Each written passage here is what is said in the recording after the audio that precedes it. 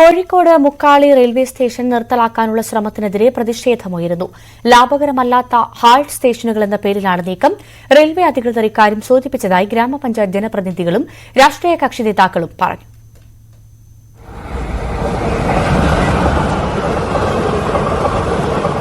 കോവിഡിന് മുമ്പ് 10 ട്രെയിനുകൾക്ക് സ്റ്റോപ്പ് ഉണ്ടായിരുന്ന സ്റ്റേഷനായിരുന്നു മുക്കാളി.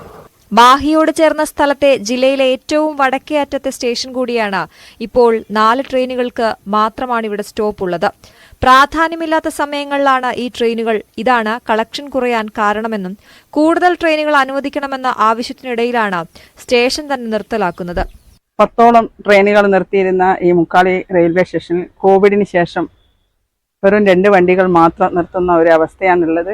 അപ്പോൾ അതുകൊണ്ട് തന്നെ കോഴിക്കോടേക്കും അതേപോലെ തന്നെ കോയമ്പത്തൂരിലേക്കും പോകുന്ന നിരവധി രോഗികളും വിദ്യാർത്ഥികളും അതേപോലെ തന്നെ ഗവൺമെന്റ് ജീവനക്കാർ ഉൾപ്പെടെയുള്ള തൊഴിലാളികളും ഒക്കെ സഞ്ചരിക്കുന്ന ഒരു സഞ്ചാര സ്വാതന്ത്ര്യമാണ് ഇവിടെ നിഷേധിക്കപ്പെട്ടിരിക്കുന്നത്.